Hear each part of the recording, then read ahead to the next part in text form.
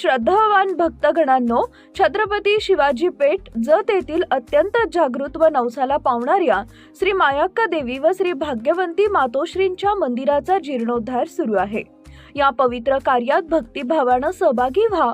तुमची छोटीशी देणगी ही देवीच्या कार्याला मोठं बळ देईल। संपर्क बसवराज महाराज अलगूर, फोन पे, गूगल पे 9767272277।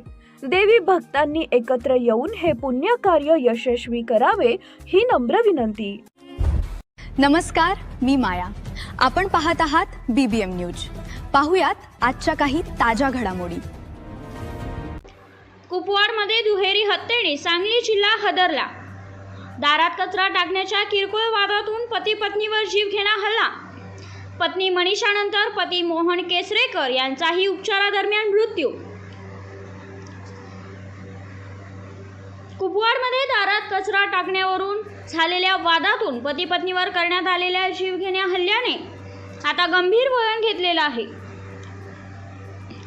या हल्ल्यात गंभीर जखमी झालेले मोहन केसरेकर यांचा मंगळवारी उपचारादरम्यान मृत्यू झाला। यापूर्वी त्यांची पत्नी मनीषा मोहन केसरेकर यांचाही हल्ल्यात मृत्यू झाला होता। त्यामुळे या घटनेला आता दुहेरी हत्येचे स्वरूप आले। कचऱ्याच्या वादातून रक्तरंजित हल्ला।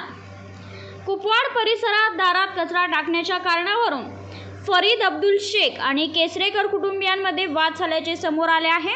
या वादातून फरीद शेख याने मनीषा केसरेकर आणि मोहन केसरेकर यांच्यावर जीवघेणा हल्ला केल्याचा आरोप आहे। या घटनेनंतर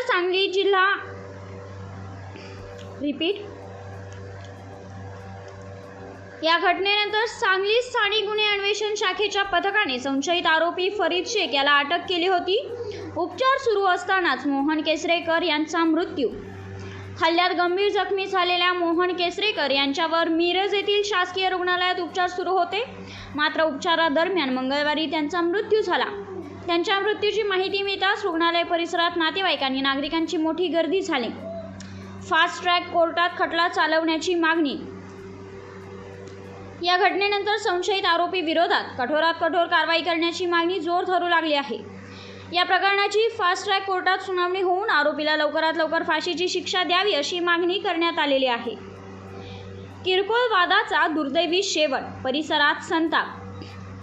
दारात कचरा टाकण्याच्या किरकोळ कारणावरून सुरू झालेल्या या वादाचे रूपांतर जीवघेण्या हल्ल्यात झाले आणि अखेरीस पती पत्नी दोघांनाही त्यांचा जीव गमवावा लागला।